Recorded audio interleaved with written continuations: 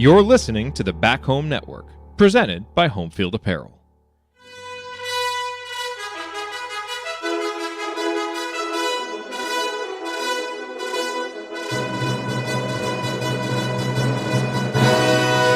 And welcome, Hoosier fans, to this week's edition of Assembly Call Radio, where each week we discuss the most important topics in the world of Indiana basketball. This is our 264th edition of Assembly Call Radio and our 866th episode overall of the Assembly Call, recorded on the evening of September 15th, 2022. I'm your host, Jerod Morris. And let's begin this edition of the Assembly Call how we begin every edition of the Assembly Call, and that is with our Hoosier Proud banner moment. And Indiana is the national champion. When it comes down, Indiana will be champion. Smart takes the shot. The Hoosiers have won the national championship.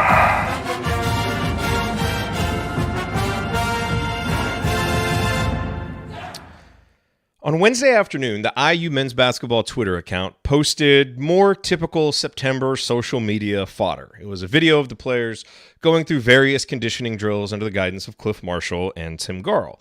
It's a fun but fairly unremarkable video, save for one particular moment that really stood out to me, and I'm about to play the audio. So to set the stage for those who haven't seen the video, this is where Tamar Bates is shown addressing his teammates who are circled around him. And here's what he said. Everybody coming for our neck, bro. Like, we not the hunters no more, we're the hunted. One more time. Everybody coming for our neck, bro. Like, we not the hunters no more, we're the hunted. Everybody's coming for our necks. We're not the hunters anymore. We're the hunted. And on the one hand, it would be easy to scoff at Scoop's apparent delusions of grandeur. Oh, really? The program that hasn't finished above 500 in the Big Ten since 2016 is the hunted. Just because a few computer algorithms and magazines say we're the Big Ten favorites? Insert your Jennifer Lawrence gif here. But here's the reality of the situation. Ridiculous as it may be, Tamar is 100% right. Now, is Indiana's lofty preseason position as the near-unanimous Big Ten favorite mostly a default choice, simply because the Hoosiers have the most returning production and best recruiting class in a conference that has more question marks than normal? Certainly. But this is 2022. This is the social media age. This is the overtime elite and NIL age, where high school athletes are able to cut million-dollar deals before they play a down or take a shot in college. In short, we live in a world where hype and perception dictate and shape reality more than ever before. So here in the physical world, where Indiana has been mediocre for years, Tamar sounds a little crazy. But in the real world, which combines the physical world with our digital realities that play out on social media, in podcasts, on TV, in digital magazines, and elsewhere, Indiana is perceived and discussed as the Big Ten favorite. And as it gets repeated more and more, the perception becomes reality. So come November, when the hype meets the hard court, Indiana will be just as much the Big Ten favorite as it is the Big Ten's most disappointing program over the last half decade. Both will be true. One will just matter more in the moment, which will make opponents hungry to knock off a team with a teen ranking next to its name and the hype of a conference favorite. Which means that if this Indiana team tries to play like the underdog it's been the last few years, it will probably get the same results it's gotten, and that can't happen. It's been too long. This program and this fan base needs this season to at least come close to fulfilling the hype. So Tamar is right. He gets it. This is the season for Indiana to reclaim its rightful mindset as a top dog, the hunted, not the hunters. That means being prepared for every team's best shot every night out. It's a mindset that can carry a team with this much talent and experience a long way. So it's encouraging to hear it articulated from a young man with the potential to emerge as one of this team's leaders. Let's hope the Hoosiers pay heed to Tamar's wise words. Okay, now let me introduce my co-host this week. Andy and Ryan are off, but here with me is a longtime high school basketball coach in the state of Indiana, the founder of Delphi Bracketology. You know who it is. He remembers the days when a movie cost $1. Heaven help you if you ever decide to pop your collar. Play hard, but remember, fake hustle is a crime. He's the coach and it's Tonsoni time. Coach, it is Tonsoni time. What's on your mind? Jerod, I just want to thank you personally and everyone who is a listener and a follower of Assembly Call for all of the the nice, kind words and visits to the tailgates over the years. It's been fun. Last Saturday was really good. I've just decided to pare back a little bit of what I do pregame, the thanks and just the well wishes were just way more than I needed, than were needed, but very much appreciated. So shout out to the Assembly Call fan base, Indiana fan base, and you personally for your contributions to last Saturday behind the scenes in organizing some of the things. It's part of why I think we have so many loyal followers. It is a kind of family atmosphere where we can shout, praise, cheer, commiserate, do all those things. It's better in a group, and I appreciate every single person who ever stopped by. With that being said, I'm still going to the football games, and I'm still going to meet Assembly Call followers. It's just going to be at the walk now and at halftime. I'll tweet out where I'm going to be. I'm going to spend some time with the lovely Mrs. Amy Tonsoni walking around campus and doing some other things that we haven't done for about 10 years since we hosted the tailgate. As far as basketball, I can't wait till it's here. You guys talked about the schedule last week. Indiana's got a lot in front of them as far as the tough non-conference portion. The Big Ten schedule has its tough stretches, but again, we're talking about Indiana being back in discussion for one of the better teams in the Big Ten and getting some national recognition, and that's where Indiana rightly needs to be. And that's fun, and it should be positive every way we look. And boy, October or whenever the first official starting date can't get here soon enough, but November games can't either. So I'm very excited about a lot of things. Absolutely. All right, so here's what we have in store. We've got some Hoosier headlines. We'll talk a little bit about recruiting and about the pro day that Indiana is planning. And then I have cooked up some fun questions for Coach about Big Ten coaches, which is one of Coach's favorite topic that gets him excited, gets him riled up. We're going to have Coach give us the lowdown on his thoughts on Big Ten coaches. And then in segment 3, of course, we will answer questions submitted by our community members. All of that coming this week on Assembly Call Radio. But first, let's talk about our presenting sponsor, the greatest presenting sponsor in the history of podcast presenting sponsors.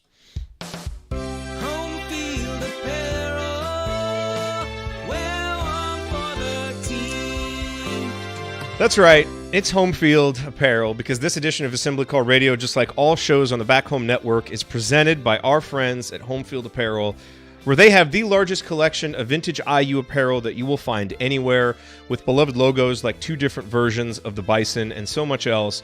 And as they have been for many of you, they have been my go-to spot whenever I need to buy something for an IU fan in my life. My brother's birthday, I'm ordering him a shirt.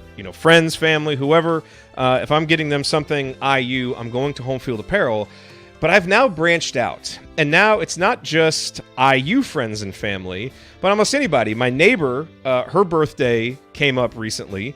She is a Kansas fan. We've obviously been talking lots of smack about the game coming up, but it was her birthday, and the first thing I thought of is, man, they've got great KU stuff. So I went and got her 2 awesome Kansas shirts, which she loves. And that's the thing about Home Field Apparel. It's not just Indiana stuff anymore. It is the first place that you should go if you're looking for college apparel, because they've got 140, 150 teams. Coach, I think, has an item from every single one in his closet. They've got T-shirts. They've got crew necks. They've got hoodies, so they cover you for all seasons. The stuff is comfortable. The colors last. This is why they're building such a juggernaut. Plus, it's an Indiana company. Connor went to the Kelley School of Business. They're in Indianapolis. They hire Hoosiers. There's just nothing not to love about Home Field Apparel, and that's why we are so genuinely proud to have them sponsor our show and to tell you to buy their stuff. So go to homefieldapparel.com. Use our promo code HOME, HOME. You will get 15% off your first order. That's promo code HOME for 15% off at homefieldapparel.com. Wear one for the team. All right, Coach. Should we talk a little bit of recruiting here off the top? Because that seems to be a popular topic for Indiana fans here over the last 48 hours, for better or worse. Arrington Page, who has kind of long been considered of Indiana's remaining targets in the class of 2023, the one who would probably be most likely to attend. He announced his top 4. There were no surprises there. Indiana was on it. But obviously, as I think a lot of people, have heard by now, some of the chatter that's going on suggests that maybe Indiana isn't in as good of a position as they were originally thought to be, and that maybe that's not likely to happen. We'll wait for the official announcement because you never know. But I am noticing my daughter walking in to say goodnight. Hey, thanks, my dear. You want to say hi? Come say hi. Come say hi. You can't come in here and not say hi to everybody. Here she is. The sweetest little IU fan there is. All right, go. All right, I love you, my dear. Bye, my dear. You're watching The Sound of Music? Very nice. Although, I got to say, she had college day, Coach, at school. And, she obviously had a choice, Indiana or A&M. She chose nothing. She's like, I'm just wearing my own clothes. I was like, all right. That's a safe choice. Good for you. All right, sorry. Where were we? So we're talking about recruiting. And, the Indiana's lack of momentum here over the last month or two, a lot of targets that, we've been excited about, that the staff, seem to, be going after hard, hasn't happened. And so, we got a few questions about this. Kevin sent one in. A lot being discussed in my circles about IU and 2023 recruiting or lack thereof. Do we have a problem? First 2 years are great, and we got significant talent in 2022, but is that spike an outlier? In fact, we'll cover another question right now. Let's just pop this in right here. It's not that good, but it's not that bad. It's Jay's mediocre question. That's right. Jay's back from a decidedly non-mediocre vacation in Mexico, so he can send a question in, and his was, there's been some grumbling about IU's 2023 recruiting class and some recent misses. What would you say to IU fans who are concerned about IU's recruiting slowdown, at least when it comes to the 2023 class? Coach, you were on a text thread last night where the hosts of this show were going back and forth about recruiting. So give your thoughts on kind of where you stand. I've given mine on a previous show, and I'll give them here in a moment. But where do you stand? Are you concerned? Like, how are you feeling? Relax. Simply relax. Enjoy what we have right now. The last couple of recruiting classes have put Indiana back on the map where we want. We're looking forward to a season. Relax. Do we want recruits to sign for us? Yes, but the recruiting business is tough, and you're going to win some and you're going to lose some. You're not going to go undefeated. Every time some kid puts you on a Final Four or a Final Three list, you're not going to go undefeated. We live in a society right now, Jerod, where when you win, you're king, and when you lose one thing or two in a row, you're absolutely in trouble, and the sky is falling apart. We haven't even played a game yet with one of our best teams in years. It's a disaster. Yeah, relax. Do we want Page to come? Yes. Do we want the Kaiser kid who went to Maryland? Yes. Booker, you could sit here and talk about the misses, but kids make choices for all kinds of reasons. It doesn't mean that Woodson and staff are making errors because a kid in the DMV chooses to go to Maryland. I find all of this talk to be absolutely asinine. Sorry if I'm offending you, if you feel concerned. But the other thing is, it's a dumbass. Absolutely. It's a guards game anyway. And if we don't hit on bigs, develop the bigs you have, get a transfer portal. There's options now that weren't here 5 or 6 years ago. And if you play 4 perimeters, get after it, press, do some things, high-paced offense. There's ways to win without a dominating big. And we have 2 guards. Gabe Cupps, where everyone's talking like the class, Gabe Cupps is going to be a fan favorite.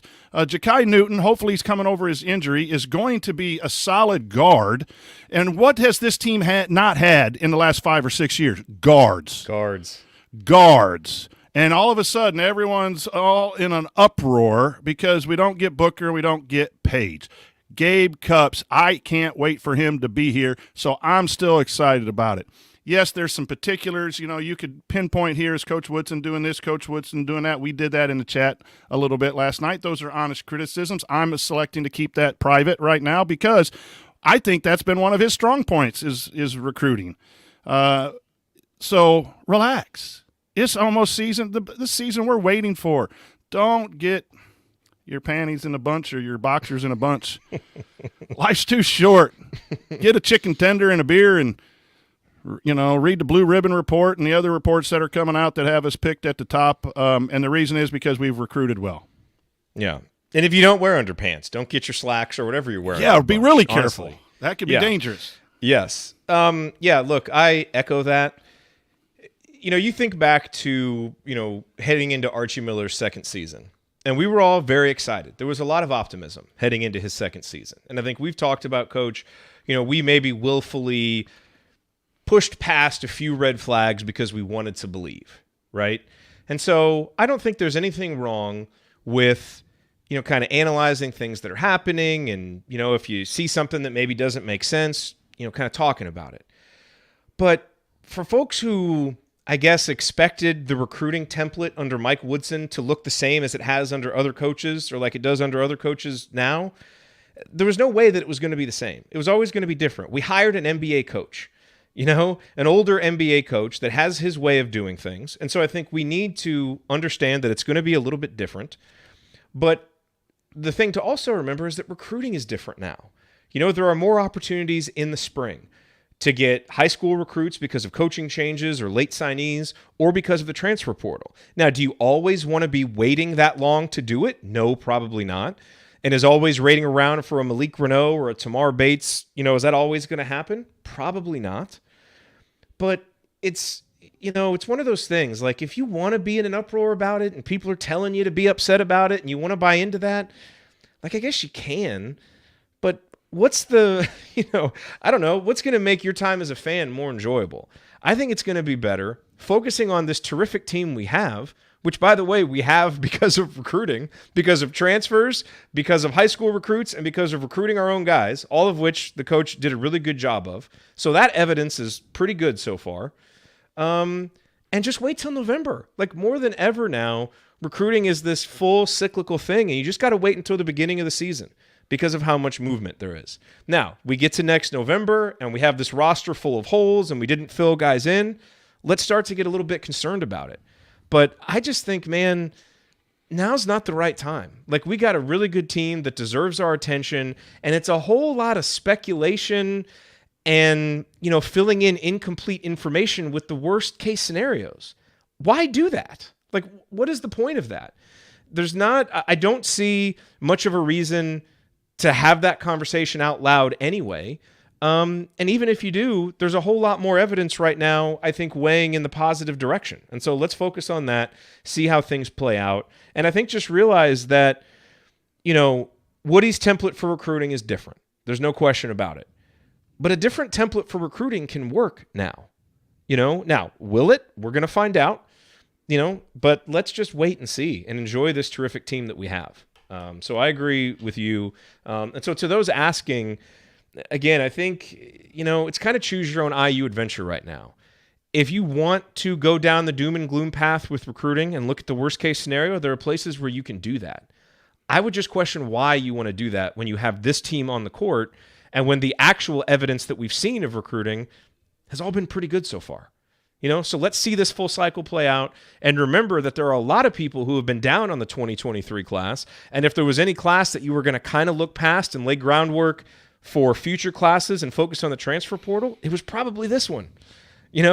So there's a chance, if you save some open scholarships and you get some good transfers, that not landing some of these guys could actually be better for next year's team, because you land guys that are less projects and more immediate impacts for a front court that is going to need immediate impact, because you're going to lose Trace, you're going to lose Race, and so you're going to need immediate impact guys. So again, choose your adventure. You want to look at the doom and gloom? I just think, man, there's actually a lot of things to be positive about, and you don't really have to squint that hard. So anyway, that's where I stand on it, and that's not even trying to pump sunshine. I think that's just a sober, objective look at it. It's not that hard to actually not be all that pessimistic. So, and here's something else to be positive about. Indiana is hosting its first pro day on October 7th. That is the same day as Hoosier Hysteria. We got a question, Coach, from Leslie, who said, explain pro day to us and who from the NBA comes to those. Is there a chance you might see Will Sheehy, Andre Patterson, Calbert Chaney? In other words, those are all guys working for NBA teams. So a pro day is basically a showcase for all of your players where scouts from all NBA teams, scouts and executives are invited. I would certainly think with Mike Woodson's contacts that, he'll have some ins to get people there. And so it's a way to get your players seen. And probably more important than anything, it is something that you show to future recruits as how you are helping them get to the next level. Now, what does it consist of? That depends on how you want to set it up. Kentucky, has famously done this for a couple of years. If you just search Kentucky Pro Day on YouTube, you'll actually find it because they televised it. And Coach, theirs was a series of drills. They went through rebounding drills, the weaves and, up and down the court, doing passing drills, shooting drills. Then they played a little bit of 5-on-5. They did shooting transition drills.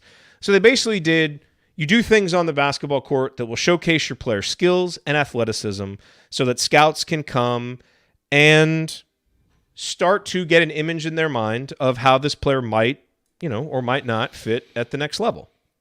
And they probably get measurables and do some of those things. I'm sure the scouts are available to, I would assume they're able to talk to the players and, do interviews, things like that. So that's what it is. It's a great recruiting tool. And it's a way to make sure that your players get seen by NBA scouts. Absolutely a very positive thing that Indiana is doing.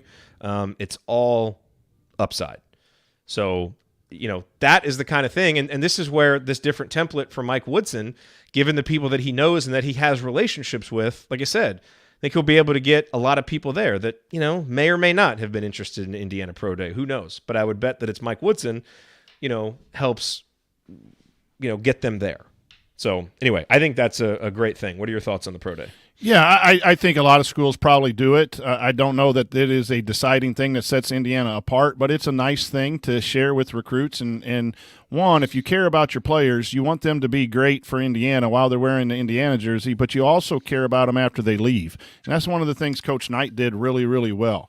He took care of his players, both that went into the NBA or pursued an NBA career and those who went into the business world or took jobs after college. He cared about his people. And you can say whatever you want about Coach Knight. Well, this is an opportunity to say, hey, guys, you come in, I'll give you a day to show what you can do with all that, the measurables, the skills, and all that. But another thing that scouts look for is how well do you take coaching, how hard do you work, those little intangible things. Obviously, you're not going to turn down a guy who can jump out of the gym and dunk and do all those things. You'll take risk on those players in the NBA. But if you're looking for a second round, there's not third round anymore, but a second round player, you're looking for someone that maybe is set aside in an equal talent-wise, you're going to look at how they approach their pro day. And there's some intangibles, some unwritten things that some scouts look for, and I'm sure each scout looks for things a little differently. I worked once for a baseball scout, and he said he would go to batting practice, and then he'd leave after the first couple innings. And he said, because I want to see if I'm going to ask someone to sign a contract, I want to see how they approach getting prepared to play. I don't know how much that translates to basketball, but again, with contracts and everything, you kind of want to get an idea of the complete player as well as the measurables and what you see visually. But it's just a good thing. Football does it all the time when they have the possibility, and our talent is better on this roster. That's the other thing that everyone's upset about, missing out on a couple 23. The last two rosters are a lot better because of Coach Woodson, and we have yet to see this year's freshmen. So. Yeah, these are all good things. I think we're headed in the right direction. And as you said, there are some things you could pick at a little bit here and there that maybe some coaches would do a little differently, or some fans would want Coach Woodson to do a little differently. But, all of these things matter, and I think they're heading in the right direction. And another headline, Coach, Blue Ribbon picks Indiana to win the Big Ten. Let's go live to Tamar Bates for reaction. Everybody come for our neck, bro. Like, we not the hunters no more. We're the hunted. That's right. Indiana continuing to be the hunted. Your reaction to the program that has not finished higher than 500 since 2016 getting another pick as Big Ten favorites. I can see where people would say that, because a lot of times the predictions are on who's coming back and what kind of production is coming back, and there's no doubt that Indiana has a lot coming back, and that is going to improve the team. But there's also a lot of unknowns, players that'll pop, programs that'll develop, guys that we aren't aware of at Wisconsin, Michigan, those places that all of a sudden win a couple games. I think it's going to be, again, another highly competitive conference. The thing that I'm saying instead of Big Ten favorites is Big Ten competitors. We have not been Big Ten competitors. And so if we compete and come a game short or two, I don't think that's going to be disappointing for me. I don't think it has to be a Big Ten championship or bust type of thing. So I appreciate the preseason love that you're getting. We're seeing a 6th rank from Athlon, and Blue Ribbon comes out saying good things about Indiana, and we've been 12th in this and 16th in that. That's just where Indiana belongs every year. And Coach Woodson has got us there in 2 years. And I'm just, kind of being giddy about Indiana basketball being back where, we all – when we fell in love with it, where Indiana basketball was. Now, are we back? I don't know. Yeah, it's got to be consistent for 5 or 6 years. But in order to get the 5 or 6 years, you got to have that first year, and this is the first year that we're getting that kind of publicity. So it's good. It's just good to be back where I think Indiana should be. Jim asked the question, is the Pro Day open to the public or at least the media? The release does not say anything about that. My assumption is no, because Hoosier hysteria is that night. Yeah. So I don't know that that's confirmed, but that would be my assumption. And the last thing that I want to say, Coach, that I didn't mention about the recruiting is I think how the team plays on the court this year is going to go a long way toward what they're able to do in the spring. It's the coach's second year. Indiana did enough to write a positive story and ended with momentum in year 1. But now year 2, especially given that you're clearly going to need to recruit bigs. Well, what is going to be a better recruiting tool than if Trace Jackson Davis is an All-American and ends up getting drafted? Race Thompson's getting glue guy buzz, all year, and maybe his honorable mention All Big Ten. Malik Renault comes on and is an impact freshman. Well, guess what's going to help you recruit other big guys? You now have 3 different stories to use to target different guys, and that's all recruiting is sales and a story and trying to find players who buy into your story. Well, if there's success and there's a story that you can get that big guy to buy into and he can see himself in that role, that's going to help you be more likely to get him. And so that's the other thing that we don't know. There's still some uncertainty around, is Indiana going to win? You're still recruiting to a program that hasn't had a winning record in the conference in half a decade.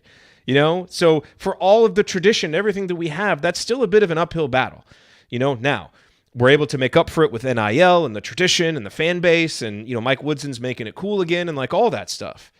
But let's actually win and then see what we can do, from a recruiting perspective. So I think that's going to matter. I know there's some debate, how much does that actually matter? But I think it's all about context. And I think for Indiana, at the level they want to recruit at, it's going to matter. And for the specific types of players they're going to target, the way that the current players in those positions play this season, I think is going to go a long way toward, the impact that you're going to be able to make on those kinds of players in the spring who you're targeting. So bottom line, let's enjoy the season. Let's wait and see how the season plays out, and then let's see what the fallout is from there. Last word, Coach. Anything else you want to add? Yeah. I can't say it any better. Be cautious with your expectations, because as we've seen with the football expectations last year, it hurts hard when your expectations are set so high. But enjoy. It's just been a while since we've been mentioned like this, like I said before. So enjoy it. Stare at that schedule. Find the games you can see. Tune in to us on a regular basis and have some fun. It's good times. Absolutely, man. Absolutely. All right. Let's move on to segment 2. Coach, I have some questions for you about Big Ten coaches, and I want to get your candid answers and reactions. That is coming up next on the Assembly Call. Fran McCaffrey Talk. That's next. Stick with us.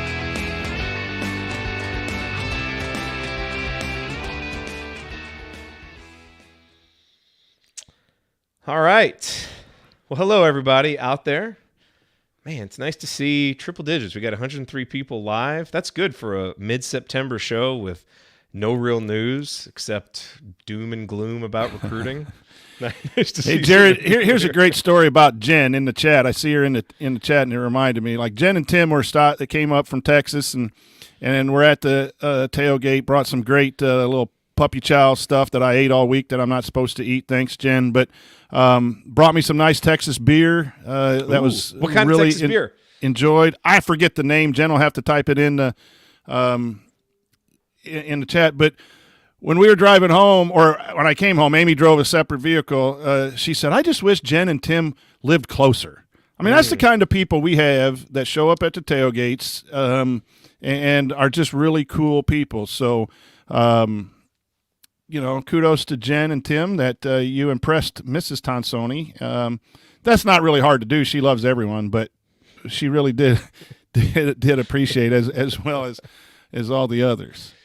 Tony That's was awesome. there. I see in Jen's the chat. great. So, Man, it's we had you know a good what's time. special? I will say, Coach, what I love about doing this, and you only get this if you've been doing what we've been doing for as long as we've been doing it, and I consider it a privilege, is, you remember when we were first doing this, you look over at the chat and it's just a whole lot of like names and avatars, but you don't really know who they are. And now you're looking through there and it's like, okay, Tony Stuckey, like we've hung out with him one night and sat there with, him and his wife. And okay, there's Ari. Well, he actually does some production work for us now. There's Joel. We've shared beers with Joel many times. He's brought food to our, I'm just going up and down. Like we Coach know Marlowe. these people. Yeah. Coach Marlowe. That is special, man. It is. That is really what makes this awesome. I met Ryan's girlfriend, the name that was in here a couple years ago. I don't even remember his name. He works for Indiana now, and he came out. I thought you were talking about Ryan's new girlfriend. No, not Ryan's new girlfriend, but Ryan's girlfriend YouTube name. That's how he introduced himself to me. So We might have breaking news on the assembly call. We're probably not supposed to break this news. So we'll let Ryan break it. But there may it's be already out of the bag. Ask Ryan about it next time he's on the show. But he came up and We're said, all "Hi, family here. We're all family." Hi, I'm Ryan's girlfriend. It's just weird to. All right, I got to get that as a drop. All right, let's talk. go. Let's talk coaches. Heather's like, these shows are so. I was like, what are you doing? Are you gonna wait up? She's like, the shows are so long. I'm probably gonna go do something else. I was like, nah, it's just me and Coach. It won't be that long. Here we are. We're 35 minutes in. We're just starting segment 2. This is what we do. Okay, here we go.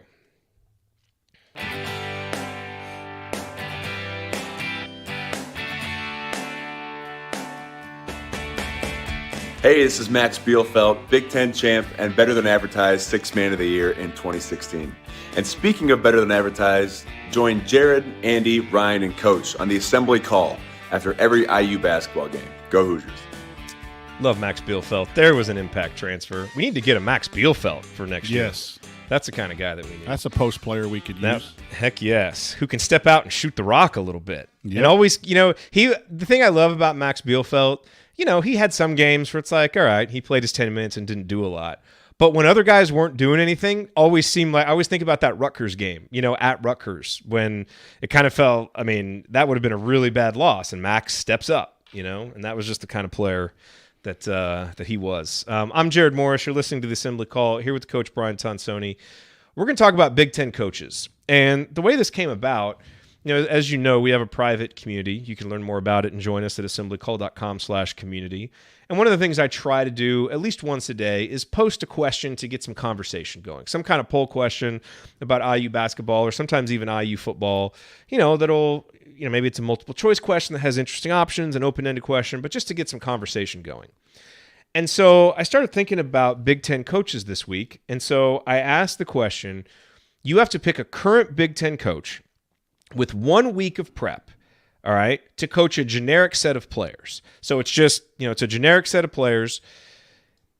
It's a neutral site game. Who's your choice, right? So essentially, it's a way of saying, who do you think is just the best coach? Not necessarily recruiter, not necessarily program CEO, but the guy to get in the gym with a set of players, put in a game plan, coach them up, and go win, right? Independent of, what this set of players is. put some options out there. And that led me to think of some other questions about Big Ten coaches. And I know it's one of Coach's favorite subjects, and so we decided this would make for a fun off-season episode. So let's start, Coach, by you answering the community question. What did you answer for the Big Ten coach with 1 week of prep that you would choose to coach a generic set of players in a neutral site game? For me, it's got to be Izzo. From a motivational standpoint, from a basketball standpoint, I love the rebounding. I love the transition offense. I think that could be implemented quick.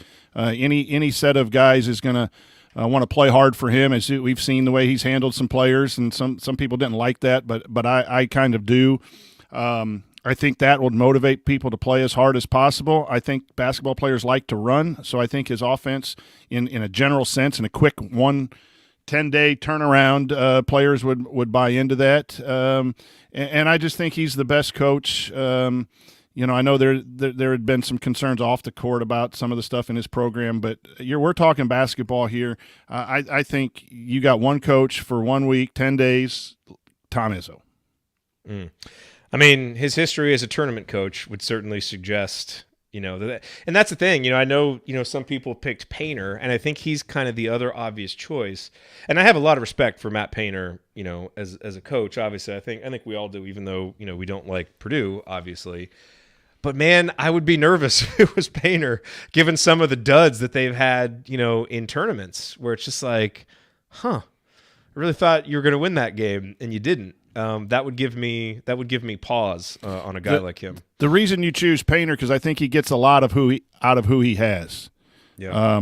Until even a guy like Carson Edwards wasn't really that heralded coming in, but became a huge player. I think he gets a lot out of.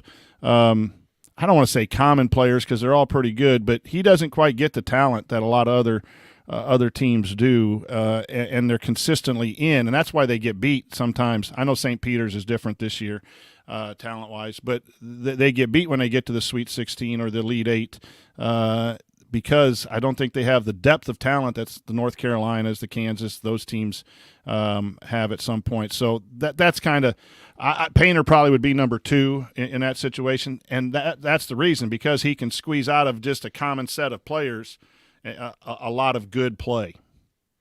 And sometimes when you're facing a team of destiny like Virginia in 2019, it's just God's plan. That's right. Mark Titus and Tate Frazier would say. Okay, so let's get to some of these other questions, because we've got some fun ones here, and I don't know who you're going to answer. I sent you these questions so you could prep, but I do not know who you're going to answer, so I'm very much looking forward to these. Okay, so the first one is, if you had to give a 10-year contract to a current Big Ten coach right now, they're going to be the coach. And for the rest of this, I think we should think about it from an IU perspective. All right, so you have to give them a 10-year contract right now. What coach are you giving the 10-year contract to? Okay, so the IU aspect is a little bit of a twist from my original choice, so I might have a couple answers here. But if I'm a school in the Big Ten right now, I'm Rutgers, and I'm signing Coach Pikiell to as big a contract as I probably can. I think he's right for Rutgers, and I think I had a chance to sit down. I was the only media at his breakout session for about 5 minutes, and he was very candid about taking jobs that are tough turnarounds, and that motivates him, and it's difficult at Rutgers, but he's not going to shy away from it. That kind of toughness from a coach's mentality. So when I saw this – okay, so you were thinking, so for which Big Ten school would you give their coach? Which Big Ten school should give their coach a 10-year contract right now? That makes a lot of sense, man. They need to lock him up forever. They need to lock him up because I think he loves to be there. And he's okay with the challenge that Rutgers presents. If you're given a 10-year contract, I have to think real quick on the fly here. Man, okay, so take Woodson out of it, because you wouldn't give Woodson a 10-year contract. Right. So any other Big Ten coach that you could bring to IU and give them a 10-year contract, who would you feel most comfortable? Well, I think we go back to Matt Painter. Izzo's too old and going to retire at some point, so I don't think he fulfills that. I think the same with Brad Underwood. I love Brad Underwood, but I think I don't know that he has 10 years left. If he does, that would be close. So now you're getting into some interesting choices, but I think I would go probably Holtman. if we put it at the IU thing, because I think he's young enough. I think he's displayed some ability to win. I don't necessarily like how they do things defensively. Concerns me. I'd go with Juwan Howard over Holtman, I think. Yeah, I'm not sold. The incident that Howard had at Wisconsin has really soured me, and I'll get to that later on one of the questions. That doesn't sit well with me, and I know you have to have forgiveness in this world, and I'm a big person of forgiveness. That was really bad in my opinion, so I would not give him a 10-year contract because I forgot about that. He needs to show some maturity to get 10-year contract. Okay, next one. All right, who would you choose to coach this year's IU team? So if it's not going to be Mike Woodson, one Big Ten coach to coach this year's IU team to get the most out of them. Who are you picking? I'm going to catch a lot of flack for this. Oh, boy. Micah Shrewsbury. What? I'm taking Micah Shrewsbury because his ideas from Boston and Brad Stevens and his ability with the NBA, with TJD and some of the talent, I think he could in 1 year get the job done. Okay, I got to push back on this one, Coach. He's been a head coach for one season.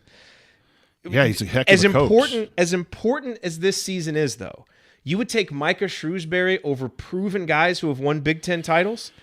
Like, you would take Micah Shrewsbury over Tom Izzo to coach this year's team and get the most out of him? I cannot buy that. I know you love Shrewsbury. I can't buy that. I wouldn't let you do that. Well, no, I do. Now, again, I didn't think everyone was a free agent, and maybe I'm backtracking on that a little bit. But I thought, who could you get in here to coach? Like, I don't think Tom Izzo's coming to IU, right? Oh no, but I know, but we're just having fun. But I want to know. Yeah, I see that. I see that. Okay. Well, I've already gone. Every one of these questions can be Tom Izzo, right? So I wanted to have a little bit of variety. I really believe that of the younger coaches, the coaches beneath Painter and Izzo, that would be my best choice between those top two, because Izzo and Painter are the elite, in my opinion.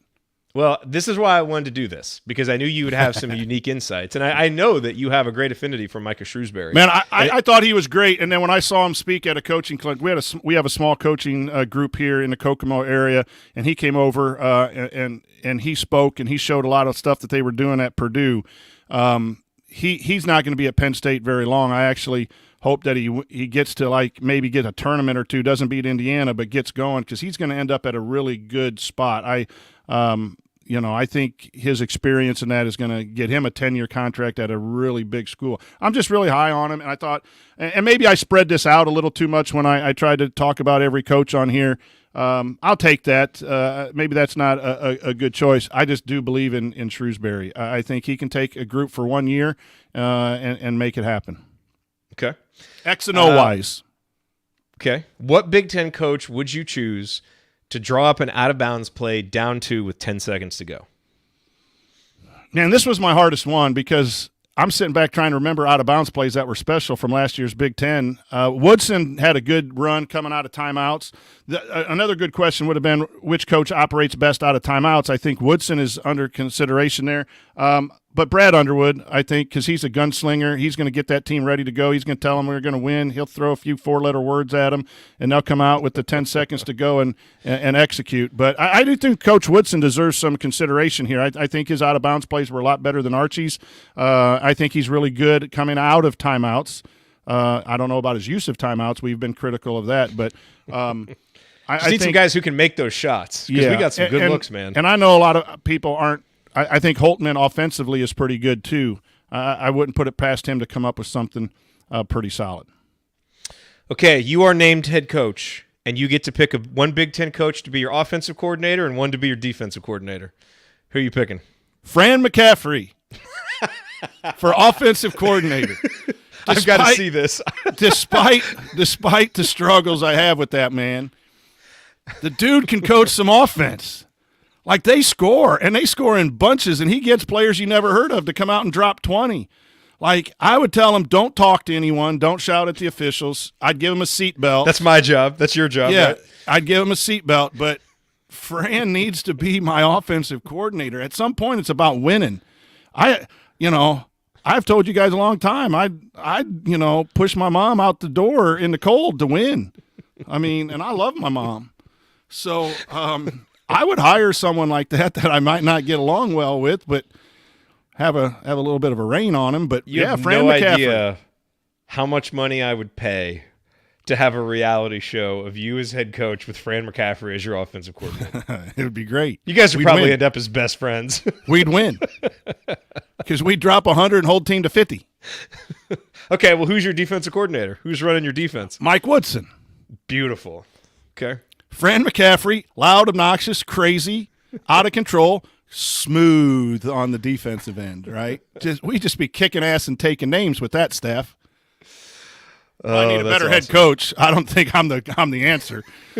But those two as offense and defensive coordinator, that would be fun, man. That would be Didn't McDonald's have that thing where if you held a team under 50 points, you got a free Big Mac or hamburger or something back in the day at IU, and then they have these offensive points too. Like they'd be going out of business because we'd be scoring an average of 90 and giving up 48.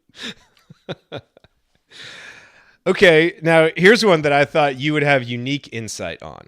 So say that all the Big Ten coaches, the Big Ten ceases to exist and they all have to get jobs as Indiana high school basketball coaches. Who would succeed the most in the unique world of Indiana high school basketball coaching? Who would be the best? Chris Collins at Northwestern. Really? Because he's had to deal with trying to win with a roster that's just tough to compete in the Big Ten because of the academic standards and everything else. And he was able to get Northwestern to the tournament. And in high school, there's recruiting that goes on. If you're talking like normal high school where you got to take the guys that show up in your school district, you can't recruit. In some big cities you can recruit, in the Mount Verdes and all of those, that's different. That's like mini college, the Lalamiers. But we're talking, you just get hired at Western or at Delphi. I think Chris Collins, because he has that understanding of how to mold different pieces together to try to compete, and his teams do compete. They haven't been successful. I think it would again, I'm just coming from the perspective that sometimes I've always said this, if you start out coaching at a 4A school, sometimes it's harder to go and coach at a 1A or 2A, with 4A being big here in Indiana. It's harder to go down to your smaller, less talented teams. If you start out at the less talented, smaller schools and learn how to coach, you coach every aspect, and then you go to the bigger schools, you know how to coach everything in basketball, and you make the great players even better. That's a philosophy I talk to people coming out here trying to be coaches in Indiana. So I can't see Fran coaching in high school. There'd be a lot of moms at the school board, talking about his language and all of that kind of stuff, right? And Woodson wouldn't have 10 guys to mass sub 5 at a time, so you couldn't Woodson can't do high school. I mean, we can go right down the line. Woodson doesn't show up for high school games. If his team made the state championship, he wouldn't be there. So exactly. He'd just go to a birthday party or something. But no, that's who I thought of this afternoon, because he's really had. I mean, his job is difficult. The coaches at Northwestern, Minnesota, Pico at Rutgers, those jobs are really, really, really tough, because the Michigans, the IUs, the Michigan States, they get chances with some really talented kids, and so that's high school coaching. Sometimes you got to squeeze things out of guys that you just set screens. When the ball comes to you, throw it right back to the person who threw it to you and go set a screen. I mean, you got to be creative. I think Collins is as creative as they can be. I don't know that he's successful. He's not winning, but sometimes your record as a coach doesn't show how hard you work and how much you know. He got Northwestern to the NCAA tournament. Right. I mean, he's not been without success there. You look at a career record and you're going to say, man, he's not as good. But sometimes the best coaching happens in down years and down programs. So I'm a fan of his. I wish he would have some success, but it's just hard. Pete Bell taught us that in Blue Chips. Did the best coaching job he ever had, and they were 14 and 15. These kids gave me their hearts. All right, so here's a question I didn't put on there. If you could go be a special assistant for any Big Ten program this year, take Indiana out of it, because that would obviously be the most interesting. But you go be a special assistant, like maybe you're going to be an offensive consultant or a defensive consultant, but you'll be there, you'll be at practice, you'll be traveling. You get to be up close and kind of doing some coaching. Which coaching program would you want to go do that for this year?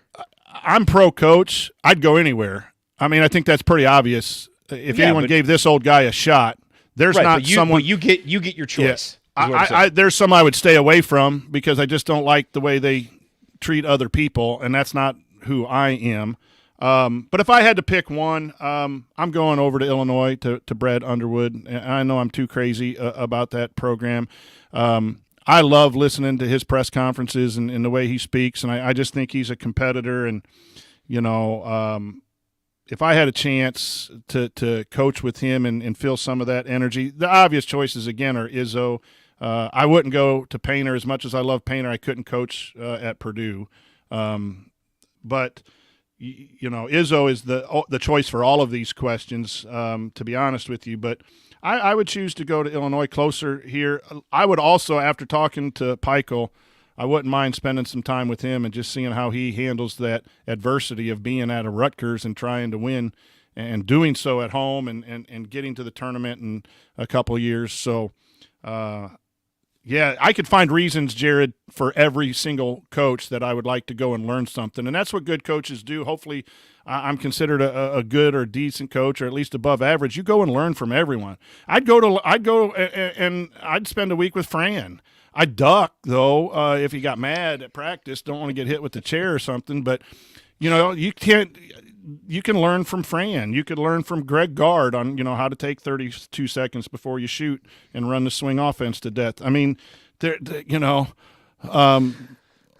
you can learn about the transfer portal and how it, how bad it is to depend on the transfer portal. But all these guys are good. I don't like to – there's coaches I don't like, and we joke about it and laugh, but they all work hard. They all want to win. They're all quality, or they wouldn't be in the Big Ten. But, I think I'd go over to Illinois. Okay. And then let's put the coaches into tiers, right? And a couple of these would be easy, but I'm curious to see kind of where you put guys. So you've got great, like they can coach at their school for as long as they want. Good. It's possible the school could do better, but it would be a risky move. Too soon to tell, but I'm optimistic. Too soon to tell, but I'm pessimistic. And then guys that you would replace. So how did you put the coaches into those tiers? We can make the first tier. I only had two, Izzo and Painter at great. We've talked about that. I just think they are the best in the Big Ten, and I think that's easy. There's some guys at the good that I think are in one that's in jeopardy. I think of losing. That's Collins. I think Collins is a good coach. He's just in a really tough situation. At some point, they're going to have to pull the trigger and go a different direction. But I wouldn't replace him. I'd keep him for a while longer. But the good coaches: Underwood, Peichel, Shrewsbury, Holtman, and Collins. So you don't even have Shrewsbury and too soon to tell, but I'm optimistic. No, that's how I'm more of a huge fan now that he's at Penn State and out of Purdue. And sometimes you get in awe when you meet a guy and you talk hoops and he shares with a guy like me. You kind of, that's probably with Underwood too and Painter. I get to see these guys at the media events quite a bit, and you just really see them pour their soul out. And in a coach's meeting like that, he gets down and talks about why they do things and why they run this action and think about this action. Here's the counter. Man, you get an appreciation for him. And every coach, if you went to that in-depth of a thing, you'd get some appreciation from. He's got to prove it. I thought they played really well down the stretch, and watching them in the Big Ten tournament last year, they were a tough out in that tournament. So, I think he's a good coach. You could put him in that too soon optimistic category. I think that would fit well. But those were my good. The too soon optimistic is Woodson. I think he's on the right path. I think Ben Johnson was impressive in his own right. He's got a hard job to rebuild that Minnesota program. But I thought the game I watched him in person from the front row, I was with Joel, I just saw the way he coached, and boy, he got a lot out and scared Indiana for the first half before Indiana came back and put it away. And I thought they were more competitive, even in a tough losing season. I'm pretty optimistic that he's going to have a good shot, and I think Willard at Maryland has done a good job at Seton Hall. We'll see if he can do that in the Big Ten. I think they're not enough to be pessimistic yet. It's just way too soon with him. He's done some decent job competing against us recruiting-wise, as we mentioned earlier. But that's too soon to be optimistic. I think it's too soon. Pessimistic is Howard. I think he's pretty good, but the incident is going to weigh heavily on can he continue to do that? And like I said, you got to be able to forgive in this world. We have too much of not forgiveness in every walk of life. But that really bothered me that he got to that level of physicality in a game. And so I'm a little pessimistic about what kind of leader he is. I think great X and O. I think he loves Michigan. I loved listening to him talk at the Big Ten.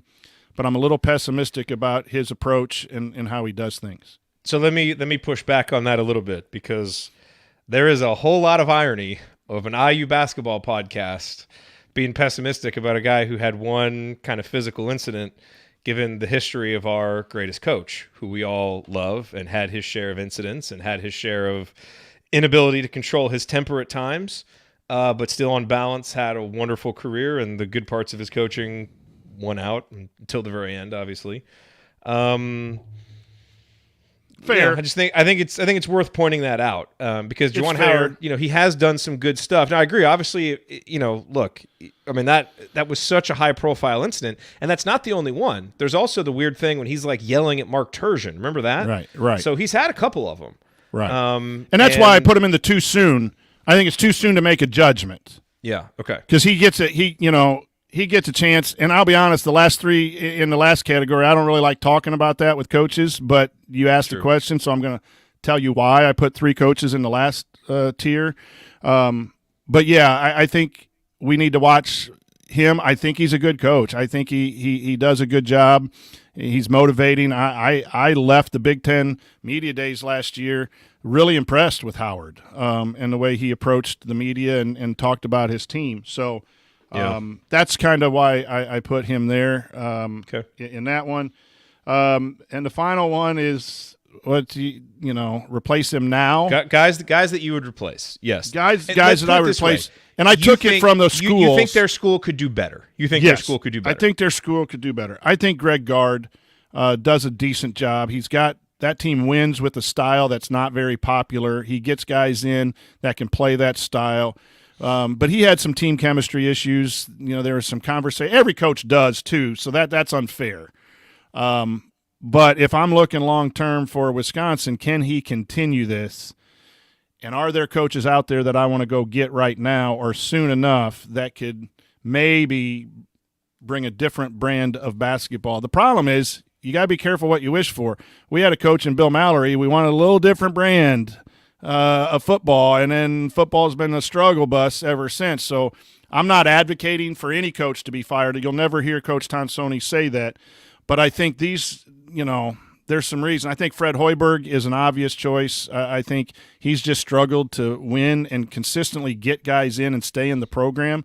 So I think Nebraska possibly can do better. And, they don't have a history of hiring good coaches, Scott Frost. And then, as much as I love Fran's offense, and I think Fran's good, I would not suggest getting rid of Fran either. But at some point, the Fran con or whatever it's called, the anger stuff, schools move on from that, because at some point he's going to lose a couple years in a row, and that's when schools are going to move on. And that's the danger in having that kind of personality. We kind of saw that with our guy. Knight down the stretch.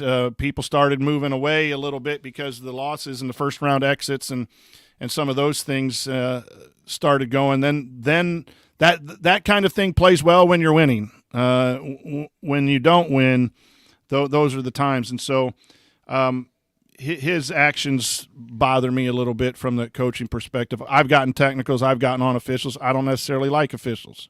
But that's he's a little over the top in that aspect, and the fact that he coaches very little defense, or he coaches defense, but he plays too many types, and the teams lose because of defense almost every year. I think that's an opportunity for someone to say they could go better. But yeah, I am pro coach, and I hate it. I've been let go from a coaching job. It's not fun for a family, for your spouses, for anything. And so I just can't sit here and clamor for someone to get fired, even though I'm a member of the media now. But those are the guys that I don't think the program is maximized. And so to answer your question, I think there would be some consideration to go out and maybe try to find a different style for my university if I was running those universities. That segment was much more entertaining than I thought it was going to be. That was good stuff, Coach. I got vilified by Jared Morris, the nicest guy for my Micah Shrewsbury, but that's okay. But that's good. But it made it interesting. It made it interesting. I get what, well, I get what you're saying. But yeah, that's this was fun. This was fun. Yeah. Except the out of bounds question wasn't fun because I really didn't have a good answer for that, and I didn't like. I thought it was an appropriate question that you asked the last one, but again, from a coaching perspective, man, we catch a lot of shit beep. We get a lot. We catch a lot of crap from people who don't. San Diego chicken. Yeah, that don't know their rear end from a cross screen. So I'm very protective of coaches, but that's the best I can give you. Tagline for the assembly call. We don't know our rear end from a cross screen. Well, that was awesome, Coach. I appreciate your insight. Those of you listening, if you have things that you agree with, that you disagree with, hit us up on Twitter, as always, at Assembly Call and at Sony42. Sony42. Let us know. But that was good stuff, Coach. I really enjoyed that. Thank you. That was fun. All right. Coming up in our final segment, we got a few good questions from the folks in our community, and we'll open it up to those of you who are here live as well. If you all have questions, put them in the chat. We're going to answer those next in our mailbag segment. Stick with us on the Assembly Call.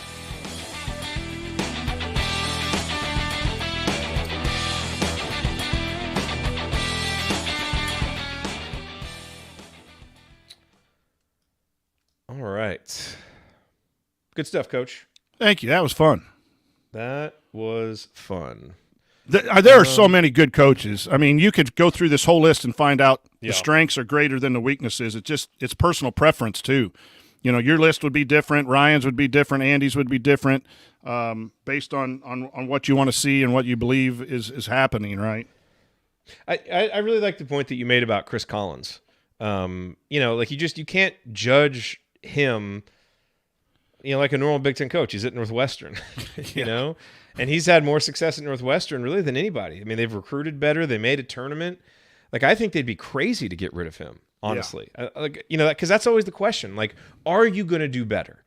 And that was the thing. It's when things went south under Tom Crean, it's all right, we had good times with Tom Crean. He really did some stuff. So can we do better?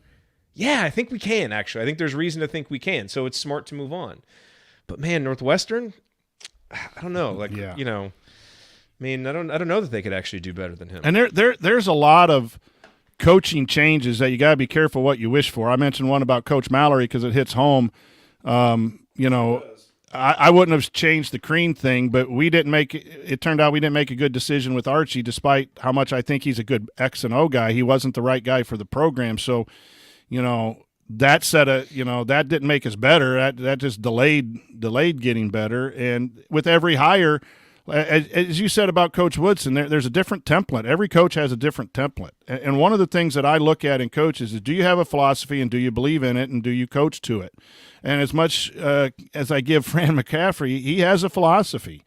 He wants to coach offense and he's going to do it that way, and he does it that way, and he's proud of it and he does it. And to me, that's not bad. And same with Gard. I don't like that style. I don't like Greg Gard necessarily, and some of the things I've interpreted him saying, but he's got a philosophy. It's a Wisconsin philosophy that's won since Bennett and those guys were there. So that's the thing that I try to look at. The coaches that flip-flop and try to do this and change all the time. I mean, the former guy at LSU that had a big the deal, whatever he said there, those are the kind of coaches that just get under my skin, that put a bad name for for the coaching profession. All right, let's answer some questions. Here we go.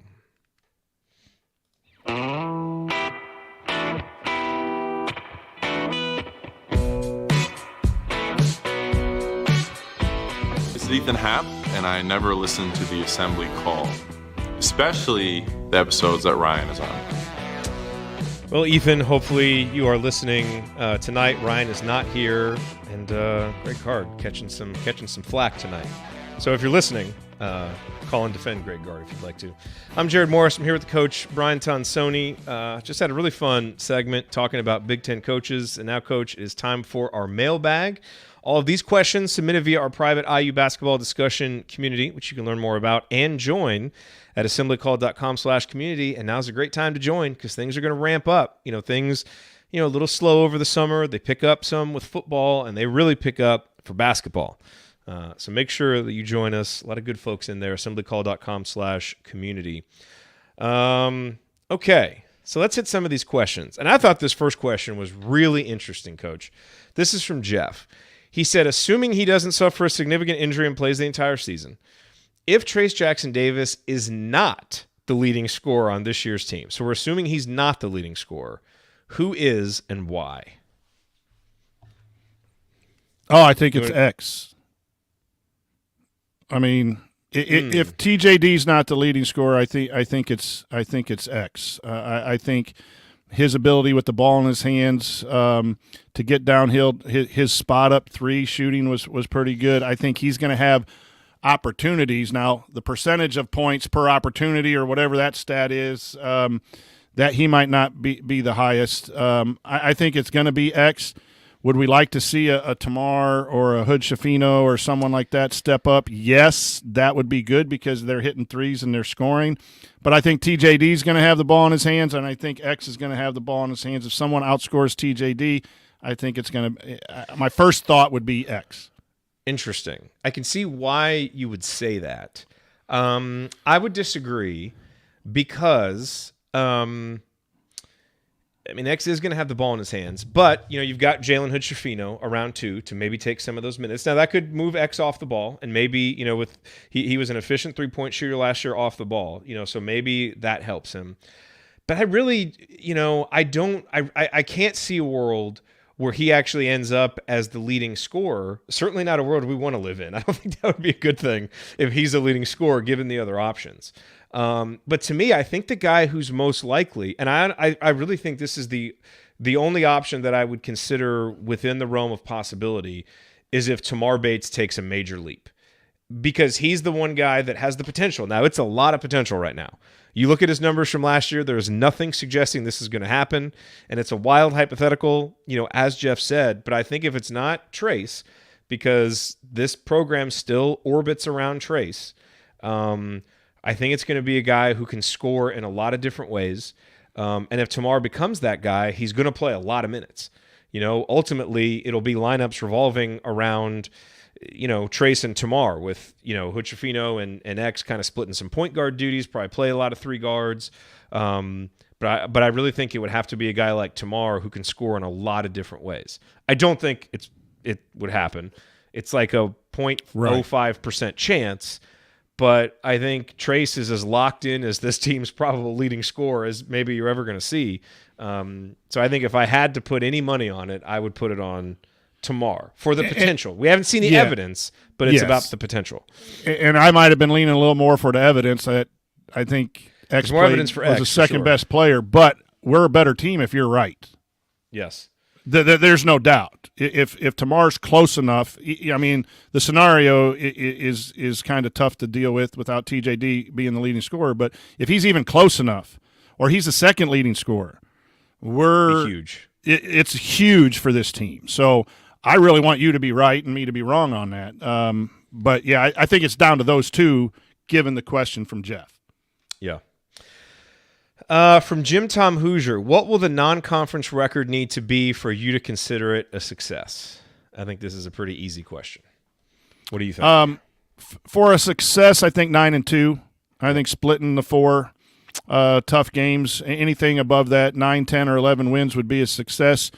8, we could still survive. 7 is not very good. That means you probably either lost to someone you shouldn't have lost to, and it's going to be bad on our resume, or you lost all 4 top-notch games, which is not good for the quad 1, quad 2 resume for where we want to be. Yeah, look, we're the Big Ten favorite, right? We're top 15, somewhere in there between 10 to 15. Like I would like to see us, only lose 1 game in the non-conference. But if we lose 2, given the schedule, I think that's reasonable.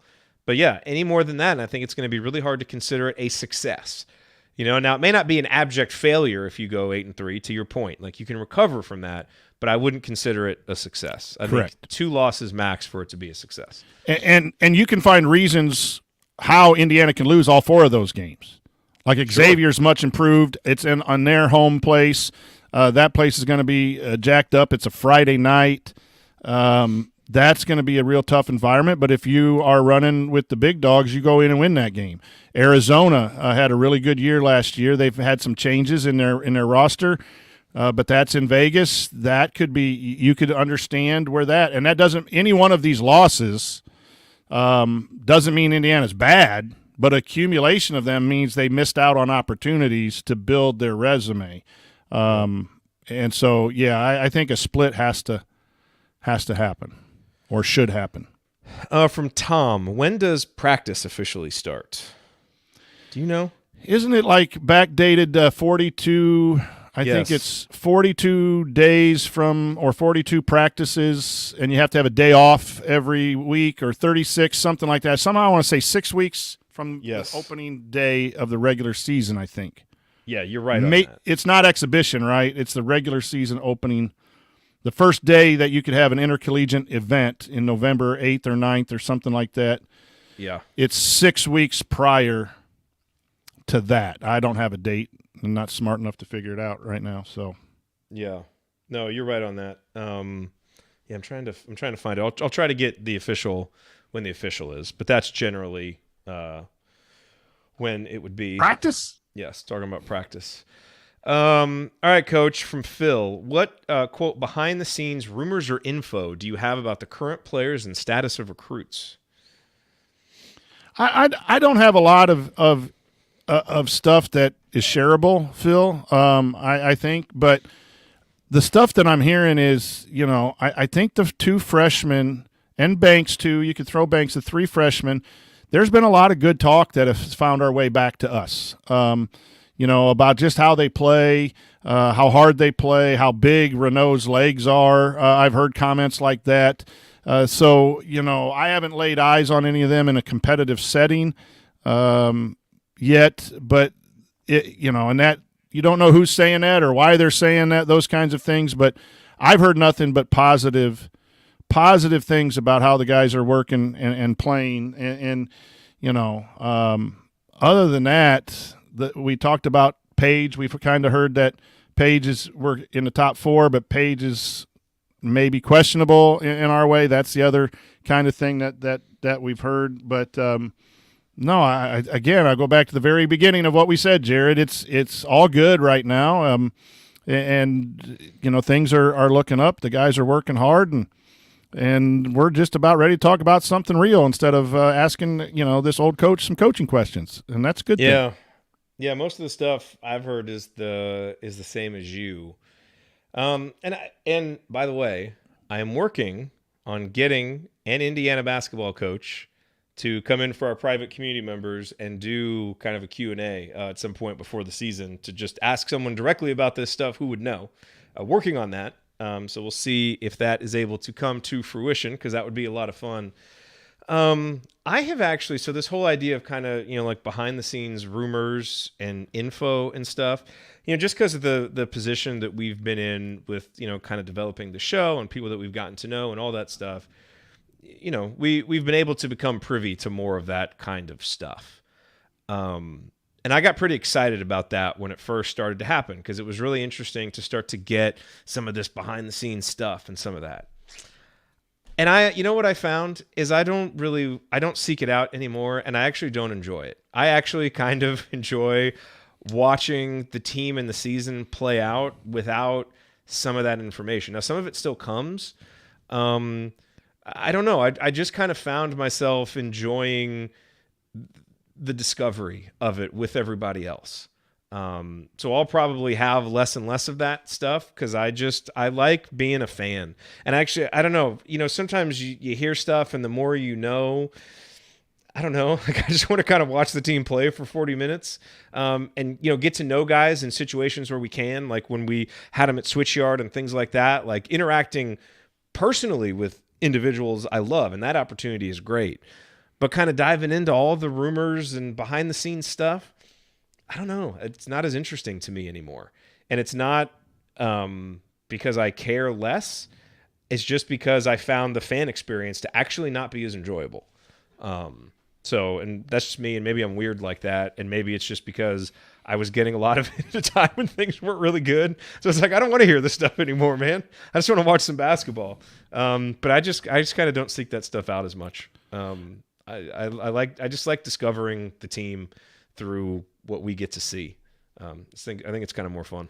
I overly state the fact that I'm not in practice. I don't see what's going on in practice. I don't know what the philosophy is in the coaches' meeting room. All of that is to say, until I see stuff with my eyes, I'll give an opinion with my eyes. But you make a really good point. Sometimes you hear stuff, and the question I come is, who's giving that to so-and-so who gave it to me, who gave it, or how did it get to me, and is there any story behind the storytellers? Some of the stuff has turned out to be true, and some actionable things have happened, and some of the things that I have heard through the grapevine have been nothing that the person who kind of shared it with me or the person who shared it with, down the line.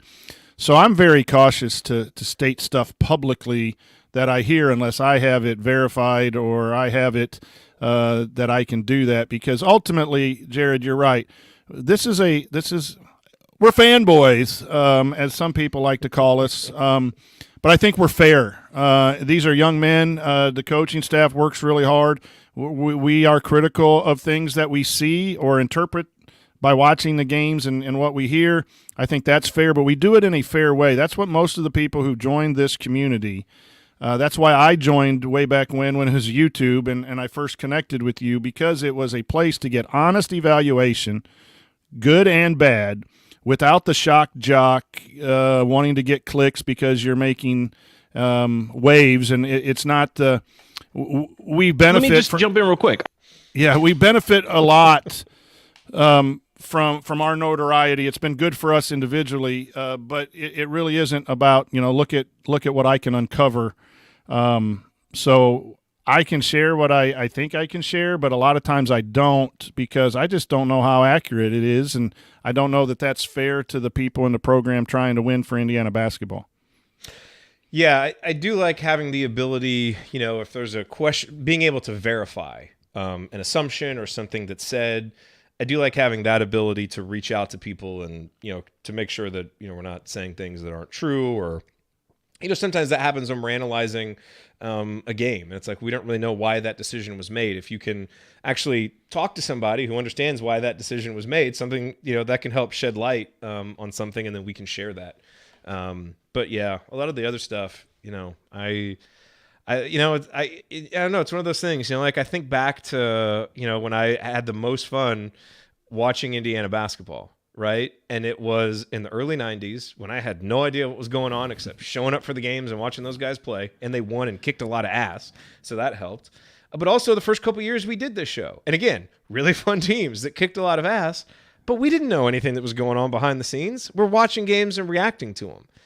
And I found that the least enjoyable times I've had doing this show and like being a part of this is when I was getting bogged down in that kind of stuff.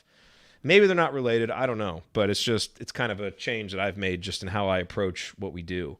I like being able to have the informed conversations, but there's also something about just kind of watching this team unfold, and watching the games unfold, and that sense of, of discovery and unknowns. And that comes full circle, for what we said at the very beginning. We'll make a judgment on the recruiting class when it's finalized, whether that be transferred or whatever. When we see the final, then we can say the miss here was bad or this was bad here. There's a whole lot of speculation that go, and I know that's for some people that's the fun part of sports. Sure. And to some, we all get involved in that a little bit. But we go back to the recruiting thing too. Is the recruiting's been really good up to this point. We've had a few misses lately. The momentum, maybe it stalled a little bit, but that doesn't mean that it's dead. And we're going to operate on what we see, not on what we hear. Someone tells us why this recruit didn't come or why that didn't come. That can't be verified. But yeah, let's just appreciate the fact that Indiana's getting a lot of love in these preseason magazines, and rightfully so. And hopefully we have a year full of great shows and great stories. That's right. That's right. We need it. Like I said in the banner moment, like it really feels like the program needs to live up to some of this potential. They may not have to win the Big Ten, but this needs to be a good season. It really does. I feel like we're all ready for it, and it needs to happen and really, I think, springboard us. Last year needed to be a springboard towards something better this season that can help us continue to move forward. Coach, any final thoughts from you? You want to give a prediction for Saturday's game? Noon kick, right? Against Western Kentucky? It's a noon kick against Western Kentucky. A couple things. Look for a tweet from me if you're at the game. I will be at the walk, which is between Assembly Hall and Memorial Stadium, where the players walk to the stadium. And then I'm going to go to the Big Ten tailgate show right after. Would love to sit and talk for an hour or so, or half hour, whatever. If you want to come talk and say hello, that's the time when I will be available. Bring your favorite beverage and come have a conversation with me. Also, probably at halftime around section 11 through 14 out in the concourse somewhere, maybe in the north end zone, if you want to come and talk about halftime. I think Indiana, I haven't been super impressed football-wise yet. I think there's a lot of issues, but it's nice to be 2-0 with the issues. I think this game's tight, but I think Indiana's the better program. I don't think Western Kentucky's as good as they were last year. They're capable of beating Indiana, but I think Indiana wins by a touchdown. Let me ask you this.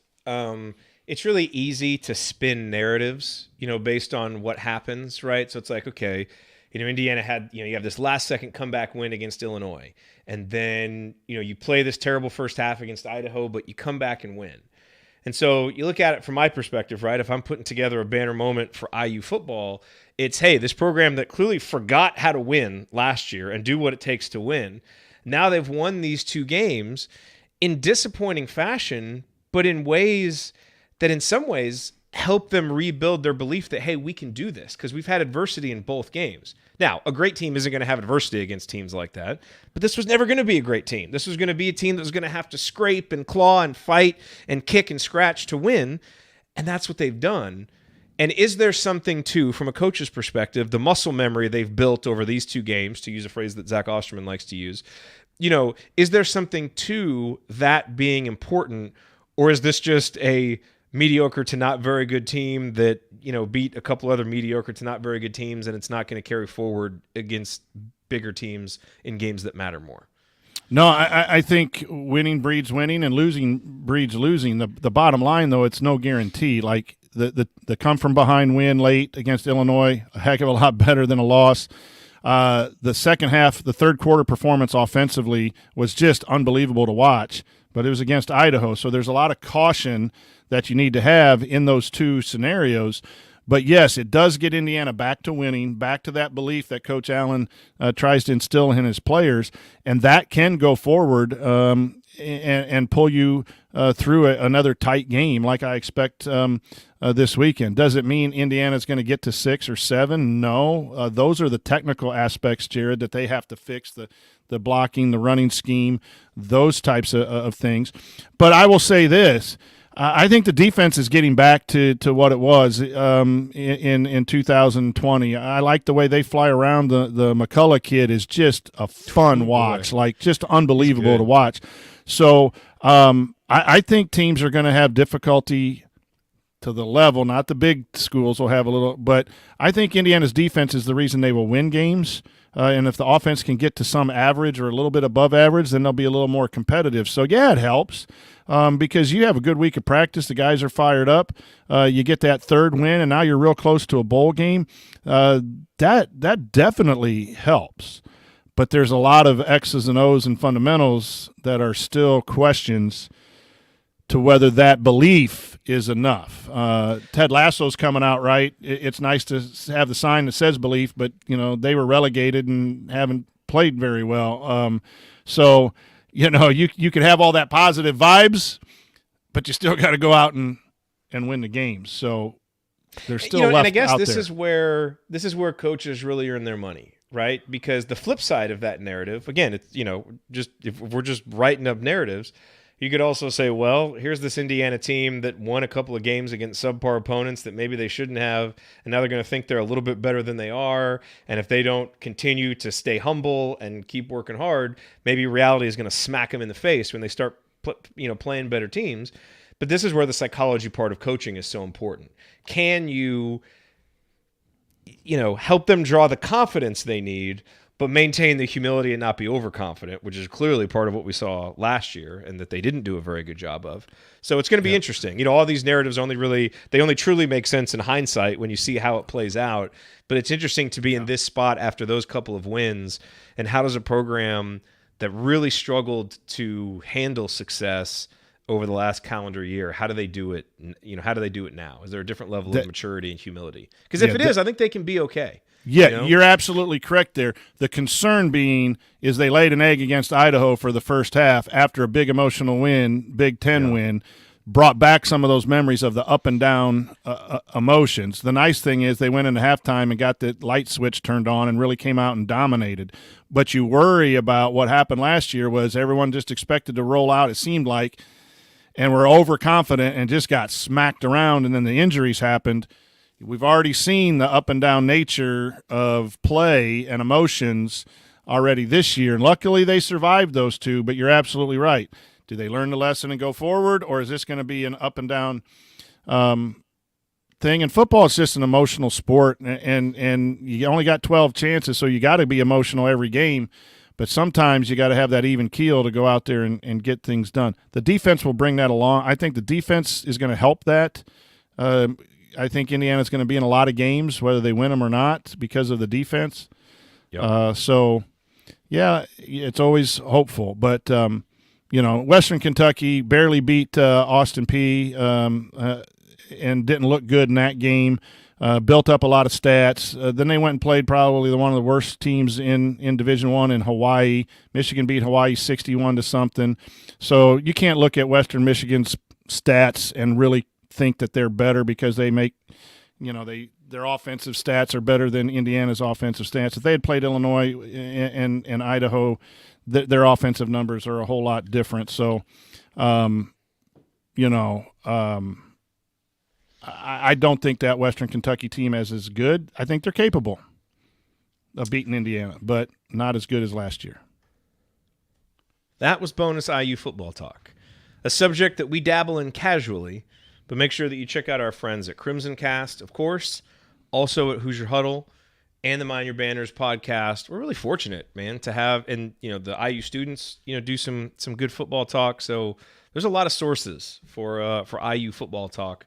I don't know how good the team is, but I really find Indiana football kind of fascinating this year. It's just an interesting story. Can they redeem themselves after last year? And I think there's a lot of interesting young players. So anyway. Number 8 on defense. Watch for number 8. I think that's McCullough's number.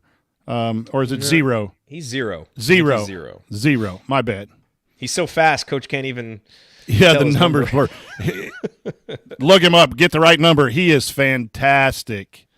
And their wideouts are pretty good too. The Matthews and Camper. Those are good athletes. Fun to watch. Absolutely. Okay. Well, that is going to do it for us on this week's episode of the Assembly Call. My wife was right. We went an hour and a half, as she predicted we would. If you want to see us do the show live, join us at assemblycall.com on Thursday nights for the live broadcast of our Assembly Call radio recording.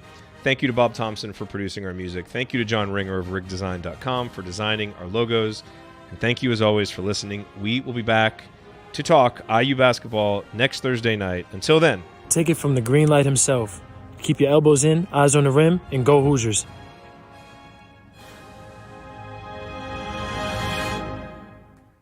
All right, I got to get out of here, folks. Thank you. Thank you. Thanks for coming out. Here I come. This is Don Sony. Oh, and by the way, if you want to get some IU women's basketball talk, go back in the Assembly Call feed and episode and check out Jeff and Kathy with Amanda Foster, who is covering IU women's basketball for Inside the Hall this year. And they had some good IU women's talk. And be on the lookout for doing the work to get their own feed. I think at some point, Coach, we will have them on an episode of the Assembly Call and officially launch them off into this new season, because I think Jeff and Kathy are doing an awesome job.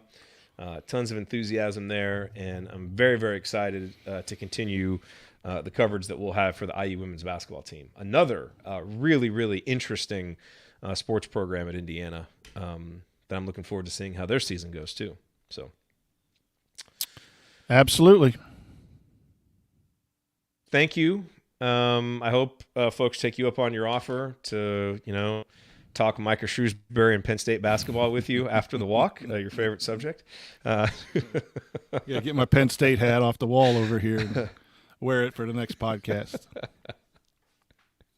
Do you have a Penn State hat? Do you have a hat for all the teams? All the Big Ten I don't know teams? if you can those are all college hats. Oh, yeah, there you go. Hanging on the wall. Okay. Except for Purdue. Very nice. I don't have a Purdue hat. Good. There's I think I got 105 different 105 colleges. hats? Yeah. Wow. Fitted hats. How did you – and have you worn them all? Like, how do you accumulate those? I've worn a lot of them. Now a lot of them are unwearable because the moisture down here, it's shrunk a little bit and my head's gotten a little bigger for a variety of reasons probably. But so I buy a couple new ones every year to wear around. I also have a hat stretcher when I want to wear one. Like if I have a North Carolina polo, I'll stretch the North Carolina hat out the night before so I can wear the North Carolina. I'm big on color coding shoes, shirts, and hats. I don't know why I'm ugly as hell, why I need to look good with clothes, but that's just a big thing with me. So, yeah, I'm looking at there's a Houston hat, Penn State, Gonzaga, Auburn, Texas Tech, just to my left, and try to pair them with some of the polos and the home field gear that I have. Very nice. It's an illness. College gear. No, man, you love college sports. It's great. It is all the way around. You're absolutely right. That's awesome.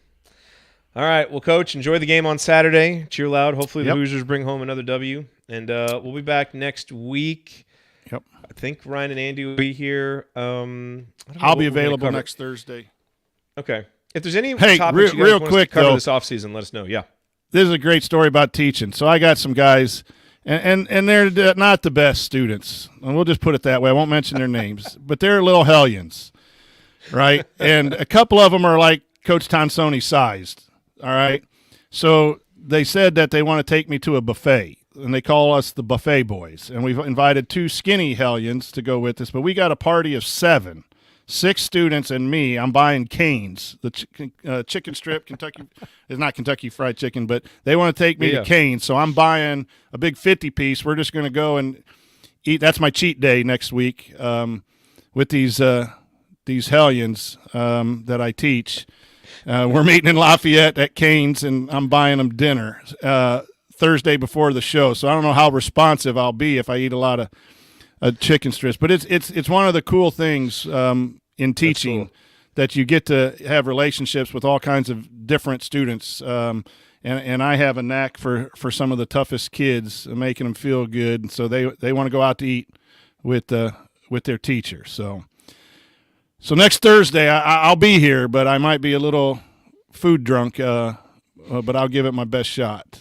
But they just make me smile. That cane sauce. Yeah, they just.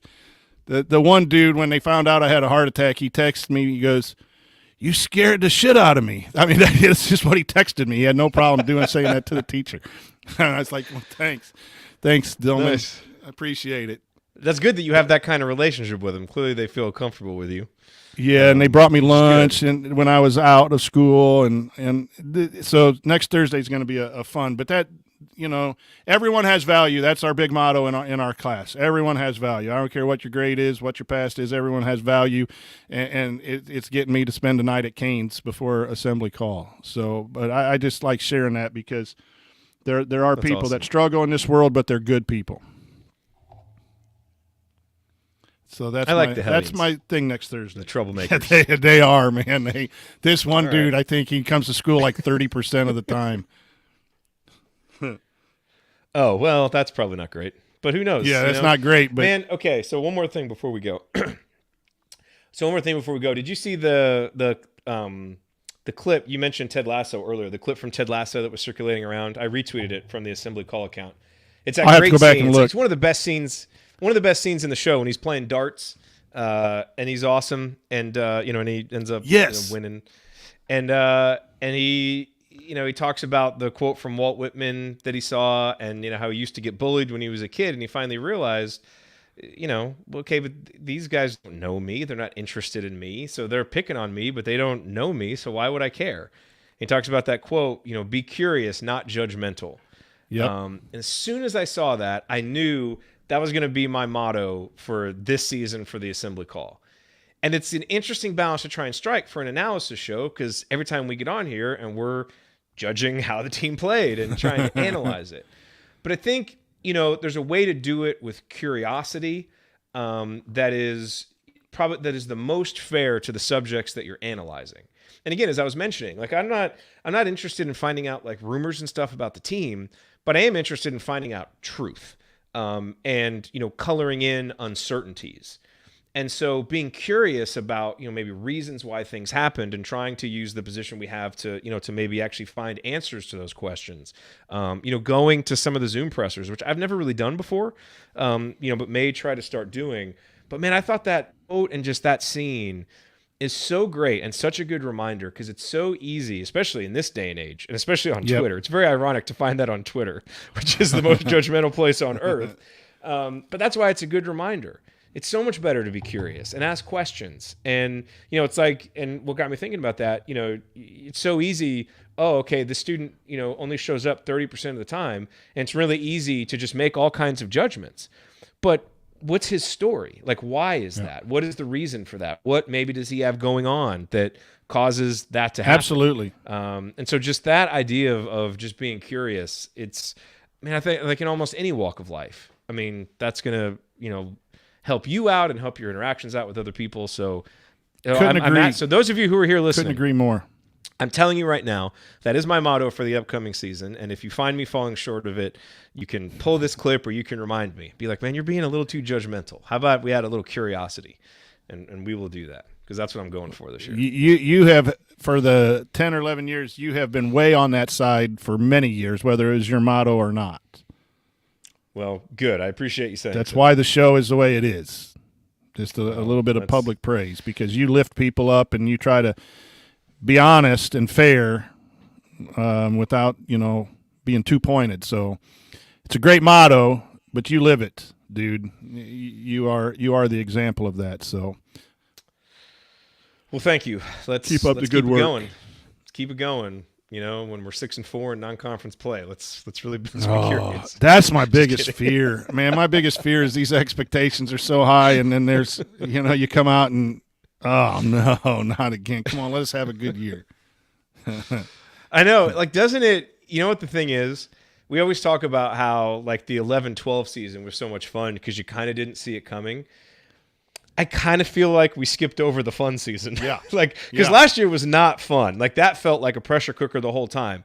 But the end of the season was fun, right? Because it wasn't expected and the team just like played great. And that's kind of what the entire 2011, 2012 was. So we got the fun part compacted into like 2 weeks. And now we go right to the pressure cooker of this season, where it's going to feel like every game is like, got to win, got to do this, that, or the other. We needed a full season without the expectations to fully enjoy, I feel like. Yeah, because I'm not happy with myself being cautious. Like, every coach that we've hired I've loved in football and basketball. Every season we're going to do this, do that. And I've been that fan for a long time. And now I've just kind of gone to the other end of the spectrum. Yeah. I'm like, okay, be cautious. If we finish 4th or 5th, we'll be okay. It'll be successful. 5th seed in tournaments, a lot better than where we've been. And I'm like, come on, dude, enjoy the season. That's right. All right. Well, thanks to everybody who stuck with us. Good night, everyone. This long. We appreciate it. We'll talk to you all next week. Peace. See you. See you, Jerod. See you, Coach.